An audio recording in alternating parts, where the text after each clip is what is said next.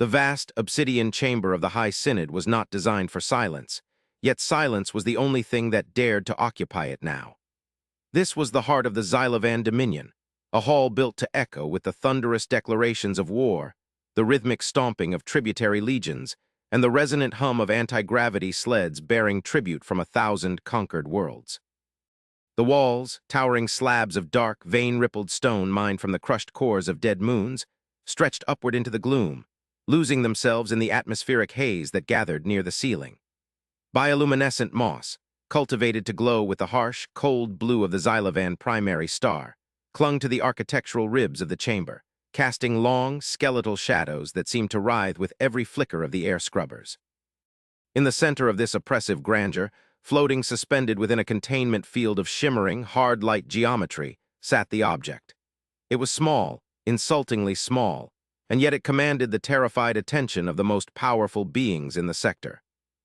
High Archon Vrax, a towering figure of chitin and cybernetic weave, stood at the edge of the dais, his compound eyes twitching with a mixture of predatory irritation and a sensation he loathed to admit, uncertainty. His carapace, scarred by the plasma burns of the border wars and polished to a ceremonial sheen, reflected the eerie light of the containment field. Beside him, dwarfed by his bulk but radiating an intellectual intensity that made even the warrior caste uneasy, was Science Minister Kalith. Her slender, multi-limbed form was hunched over a holographic interface that spilt cascades of red and violet data into the air between them. The data was nonsensical. It was chaotic. It was impossible. The object, retrieved from the wreckage of a Terran scout vessel that had self-destructed upon capture, was a matte black tetrahedron, no larger than a Xylovan infantry helmet. It possessed no seams, no visible power ports, no propulsion exhaust, and no weapon barrels.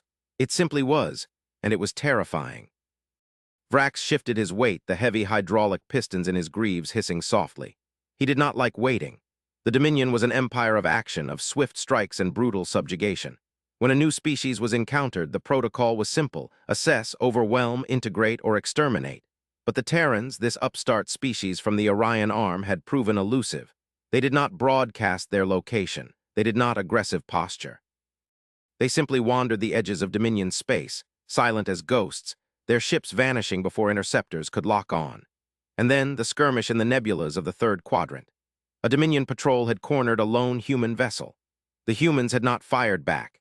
Instead, they had jettisoned this object and detonated their own ship, vaporizing themselves in a burst of fusion fire so clean and precise it looked more like a mathematical deletion than an explosion. The object had survived the supernova-level heat without a scratch. "Speak, Kalith," Vrax rumbled, his voice a grinding tectonic sound that vibrated in the chest cavities of the guards stationed at the distant doors. "We have been staring at this geometric insults for 3 cycles. The fleets gather at the anchorages. The warlords demand blood. They want to know if this is a bomb, a beacon, or a surrender offering. Tell me it is a bomb so I can authorize the crusade." Kalith did not look up.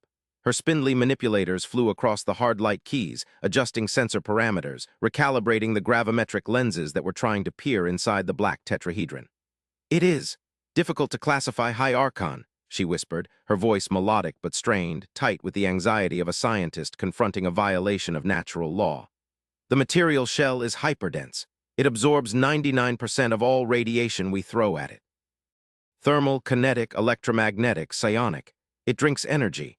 But it is not a black hole. It has mass, but the mass fluctuates. One moment it weighs as much as a pebble, the next it exerts the gravitational pull of a dreadnought anchor. It is as if the object is deciding how much it wishes to exist in our reality." Vrax slammed a heavy fist onto the railing of the dais, the metal groaning under the impact. "Magic is the excuse of the primitive, Minister. Is it a weapon? That is the only question that matters. The Terrans jettisoned it before death. A final act of spite. It must be a weapon."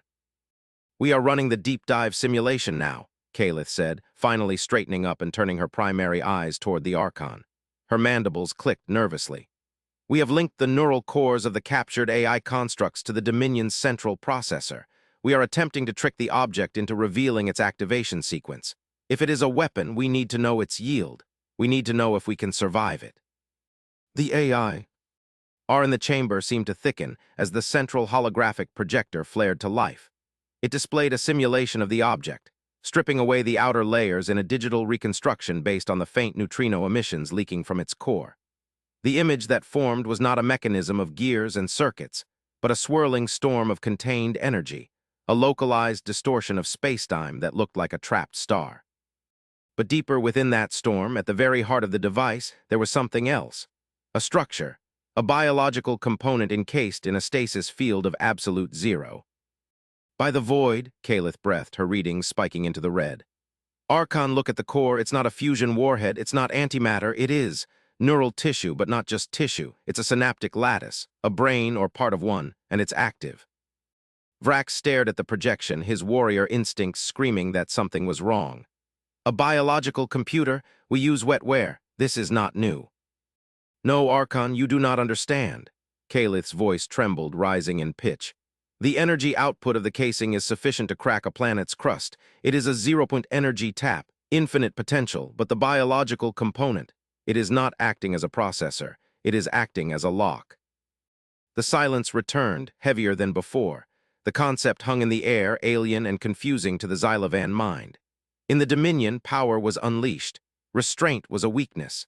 To build a weapon of infinite power and then shackle it with a biological lock was madness.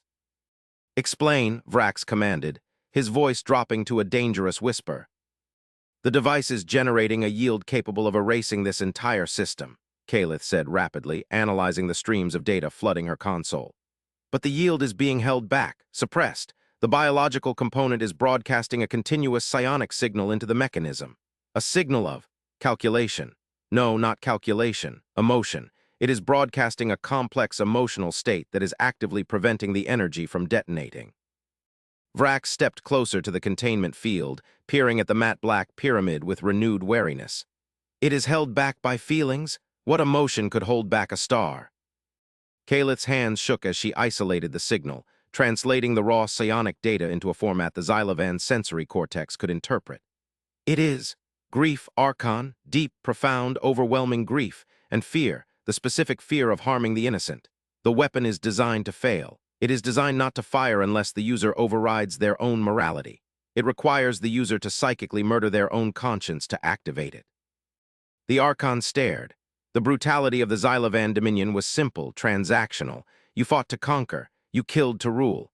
But this was a weapon that weaponized the user's own soul.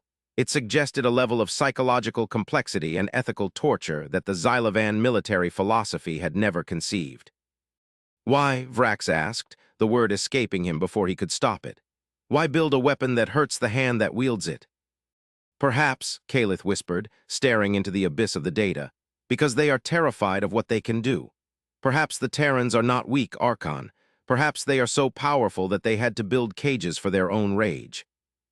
As if in response to their realization, the object pulsed. A deep, resonant thrum moved through the floor, vibrating the bones of every being in the High Synod. The containment field flickered. The holographic displays turned from red to a calm, blinding white. It is waking up, Kalith screamed, backing away. The scan, our deep dive probe, it interpreted the probe as a hostile intrusion. It thinks the lock is being picked. Contain it, Vrax roared, activating his personal shield generator. Jettison it into the void. It is too late, Kalith cried. It is not detonating, it is calling home. The light from the object expanded, swallowing the chamber not in fire, but in a sphere of absolute clarity. For a moment, gravity ceased. The walls of the Synod became transparent, revealing the cold stars beyond. And then, through the silence of the vacuum, a signal blasted outward from the device, a beacon piercing through the interference of the nebula, through the subspace layers, screaming across the galaxy with the velocity of a dying wish. Then just as quickly the light collapsed. The object returned to its dormant state. The gravity returned, slamming Vrax and Kalith to the floor. The alarms of the station began to wail, a cacophony of panic. Report, Vrax bellowed, scrambling to his feet, his carapace cracked from the impact. What did it do? Kalith was trembling, her eyes wide, fixed on the long-range sensor suite. It sent a message, a coordinate set, and a status report. To whom? To the Terrans.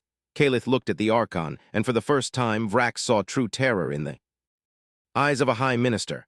Archon, the analysis of the device is complete. We thought it was a bomb. It is not. It is a black box, a flight recorder. It records the death of its ship, but the energy source, the zero-point tap, it was merely the battery for the transmitter. Vrax froze. The staggering implication hit him like a kinetic railgun slug. If this device, which contained enough energy to crack a planet, was merely the battery for a communication buoy, then what kind of power did their warships possess? "They are coming," Kalith whispered. "The sensors are picking up a subspace tier at the edge of the system. Massive displacement. Larger than a moon? No. Larger than the primary anchor station." The political squabbles of the Dominion, the debates about budget and border skirmishes, evaporated in an instant. The reality of the universe had shifted. The Xylovan Dominion had poked a sleeping predator, mistaking its stillness for weakness. The tier in space opened 10,000 kilometers off the bow of the High Synod's orbital station. It did not open with the violent, tearing rupture of Xylovan warp drives. It opened silently, a blossoming flower of geometric light, unfolding dimension after dimension until a hole was punched through the fabric of reality. Out of that hole slid a vessel. It was not a warship in the conventional sense.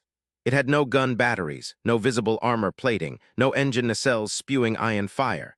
It was a smooth, white ovoid, miles long, pristine, and terrifyingly graceful. It moved without inertia, sliding into a parking orbit above the Synod with the casual ease of a god stepping into a room. "Hail them," Vrax ordered, his voice steady despite the racing of his hearts. He was a warrior. He would face this end with dignity. "Open a channel."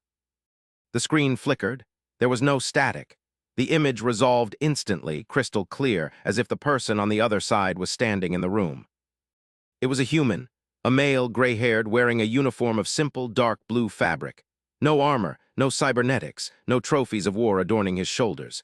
He sat behind a wooden desk, his hands clasped before him. His eyes were tired, ancient, and filled with that same terrifying depth that the black box had broadcasted. "This is Admiral Vance of the United Terran Coalition," the human said. His voice was soft, low, yet it carried through the speakers with perfect fidelity. "You have something of ours, and you have analyzed it." Vrax stepped into the pickup field, expanding his chest plates to appear larger. "I am High Archon Vrax of the Xylovan Dominion. We retrieved a device from a wreck within our borders. We investigated it, as is our right." "You're right," Vance repeated, tasting the word. He didn't sound angry. He sounded disappointed. "You tried to crack the moral lock. We felt the feedback. You tried to force the energy to release without the empathetic key." "It is a weapon of mass destruction disguised as a toy," Vrax snarled, trying to regain the initiative. "You send bombs into our space and claim victimhood. That device could have vaporized this station." Vance leaned forward and the camera zoomed in slightly. "Archon Vrax, if we wanted to vaporize your station, we would not have sent a container. We would have sent an equation. That device is a standard-issue containment unit for hazardous waste. The infinite energy you detected, that is the coolant system. It uses zero-point energy to keep the contents from decaying." The silence in the Synod was absolute. Kalith let out a small, strangled sound. "Hazardous waste?" Vrax asked, his voice losing its thunder. "The skirmish you engaged in," Vance continued, his eyes boring into the camera. "That scout ship was transporting an unstable byproduct of our terraforming engines. We call it entropic sludge. If that container breaches, it doesn't just explode. It unravels the laws of physics in a 3-light-year radius. The moral lock you found. That ensures that if the container is ever opened, it is done so by someone who understands the gravity of the loss of life, ensuring they only open it in a designated disposal void. You tried to hotwire a lid on a garbage can, Archon, and you almost deleted your solar system." The humiliation was worse than fear. Vrax felt the heat rising in his neck. You use zero-point energy to cool your garbage." "We are post-scarcity, Archon," Vance said, and the words carried a weight that crushed the Xylovan worldview. "Energy is free to us. Matter is pliable. What we lack, what we cherish, is stability. You view the universe as a hunting ground, we view it as a garden, and you are trampling the flower beds." "We are the apex predators of this sector," Vrax roared, unable to accept the condescension. "Our fleets number in the thousands. We have conquered 100 worlds." "And we have terraformed 1,000, Vance replied calmly. "We do not conquer worlds, Archon, we build them, but we are capable of pruning." The threat was subtle, buried in the metaphor, but it was unmistakable. "What do you want?" Vrax asked, his bravado failing. "We want our waste back," Vance said. "And we want to talk. Your analysis of the weapon showed you something, didn't it? Your scientist, the one to your left, she saw the feedback." Vance's eyes shifted to Calith on the screen. "You felt the grief, didn't you? The lock isn't just a password, it's a memory. It's the memory of the mistake that taught us to build the lock." Calith stepped forward, her fear replaced by a burning curiosity. The grief, it was vast, millions of voices, a planet dying. "Earth," Vance said, "before we left, we broke our own cradle. We burned it in our wars, the energy we wield now. We had it then, too, and we used it.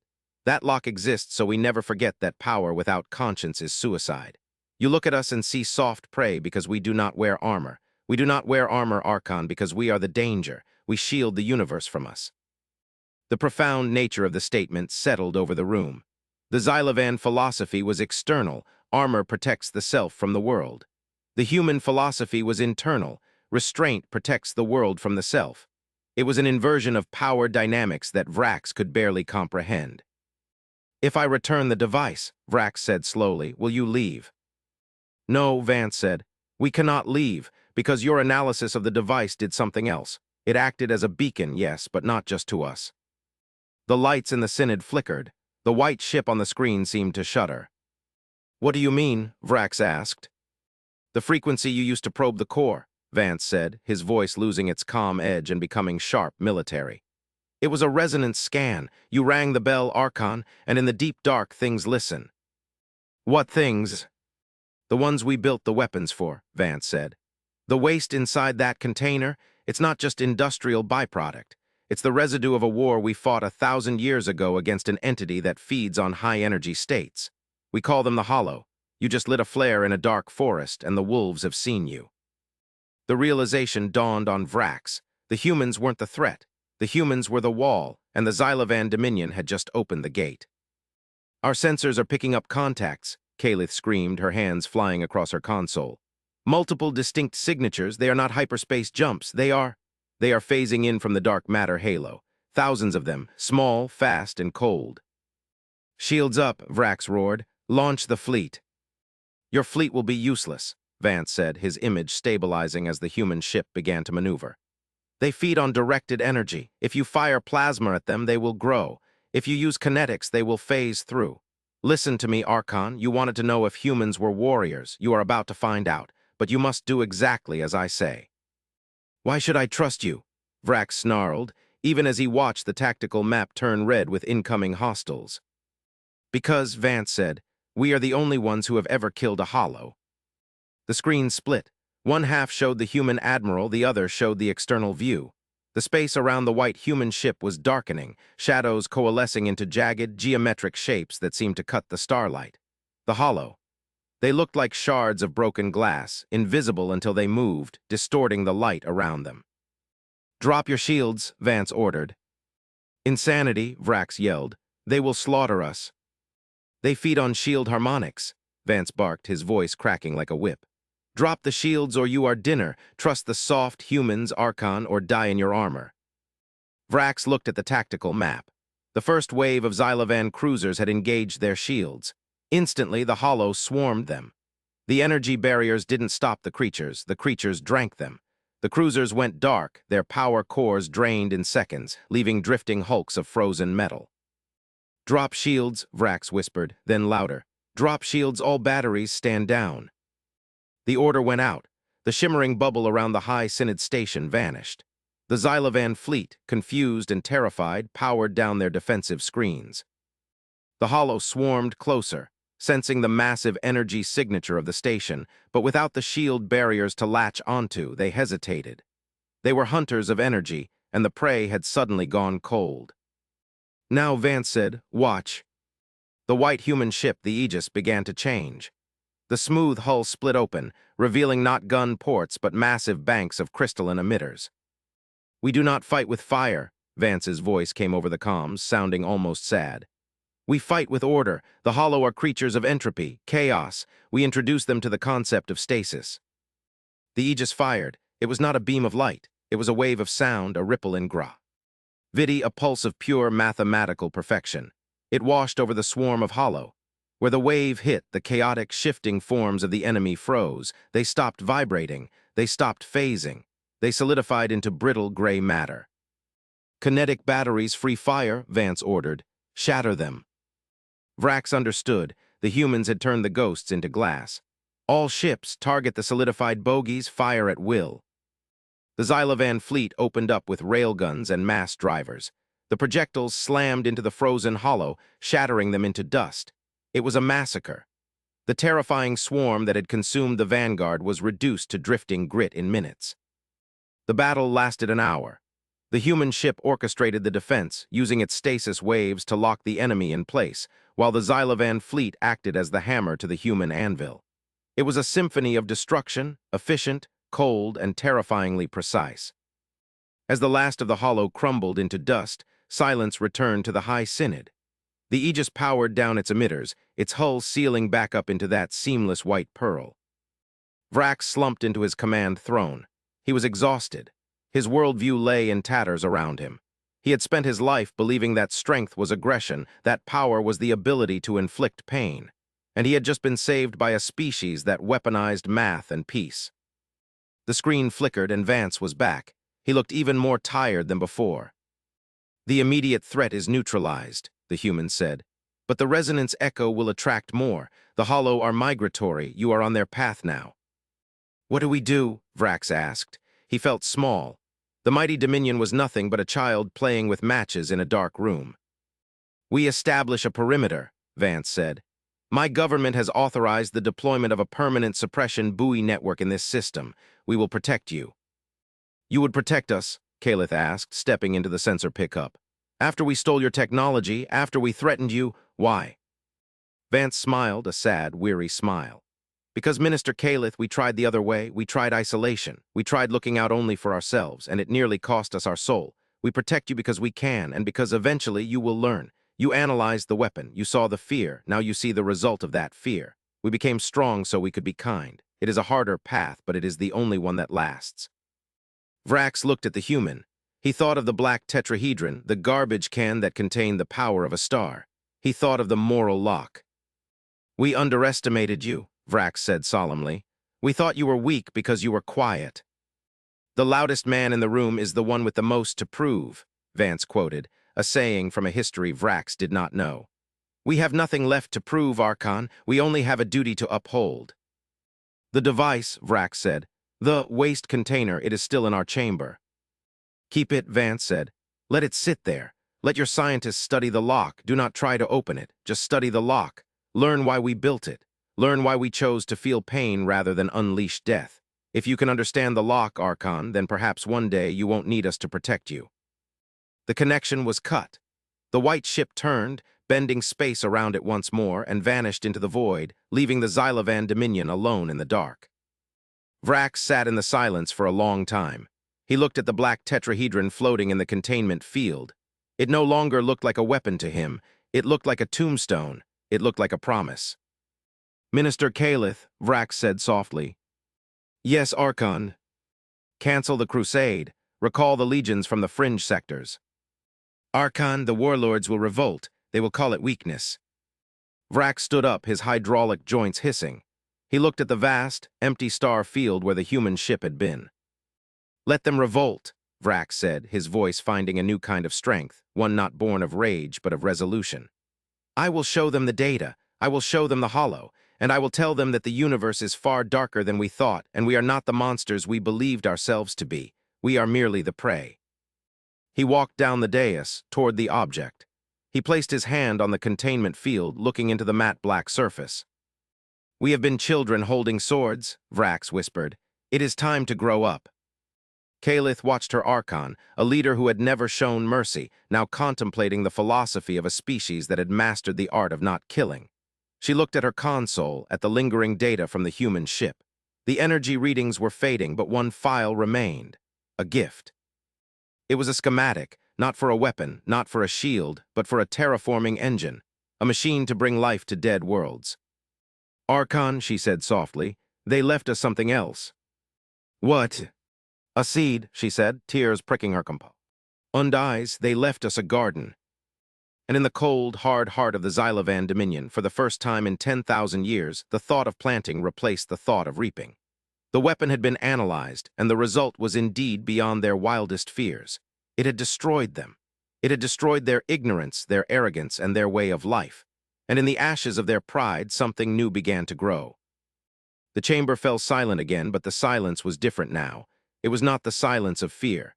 It was the silence of a library or a cathedral, the silence of deep thought. The humans had come, they had seen, and they had not conquered. They had taught. And that, Vrax realized as he looked at the black shape, was the most terrifying power of all. The long cycles of the Dominion's history had been written in blood. The next chapter, Vrax decided, would be written in light. He turned to his guards. "Lower your weapons," he commanded. "We have much work to do." The guards hesitated, then obeyed. The clatter of rifles hitting the obsidian floor echoed through the vast hall, a sound more shocking than any explosion. It was the sound of an ending and a beginning. In the vast emptiness of space, the signal from the human buoy continued to hum, a quiet lullaby in the dark, watching over the wolves and the sheep alike, waiting for the day when the sheep would learn to be shepherds. The analysis was complete. The results were conclusive. Humanity was not a weapon. Humanity was the hand that held the weapon back, and the Xylovan Dominion, terrified and humbled, finally understood the difference. Deep Space, Sector 1, aboard the UTC Aegis. Admiral Vance sat in his quarters, the starlight streaking past his viewport. He rubbed his temples, the headache of the neural link still throbbing behind his eyes. "Status," he said to the empty air. "The Xylovans have stood down," the ship's AI replied, its voice a soothing alto. "Their fleet has dispersed. They have begun analyzing the agricultural schematics we left." "Good," Vance sighed, "and the hollow." Retreating, the resonance pulse frightened them. They will avoid that sector for a century. "A century," Vance murmured. "Enough time for the Xylovans to learn, or enough time for them to build better bombs." "The probability of cultural uplift is 40%, the AI stated. "The probability of them weaponizing the terraforming tech is 60%. "I'll take those odds," Vance said, pouring himself a glass of water. "It's better than the 0% chance they had yesterday." He looked at the small black tetrahedron sitting on his own desk. It was identical to the one they had left behind. He picked it up, feeling the cold weight of it. "Did we lie to them, Admiral?" the AI asked. "Technically, the container is a weapon. If opened incorrectly, it destroys the system." "We told them the truth," Vance said, looking into the black surface. "It is hazardous waste. The fact that our waste is a planet killer is just context." He set the object down. "Besides," Vance added, a small, grim smile touching his lips, "they needed to be scared. Fear is a teacher. They analyzed a human weapon and found a mirror. That's what scared them. They saw what they could become if they stopped fighting everyone else and started fighting their own nature." "And if they fail?" "Then we will come back," Vance said, turning off the light. "And next time we won't bring a shield." The Aegis slipped into the slipstream, vanishing from the visible universe, a silent guardian in a galaxy full of noise. The story of the weapon was over. The story of the garden had begun, and somewhere in the dark between the stars, the human race continued its eternal vigil, the monsters who had chosen to be angels, holding the door shut against the night.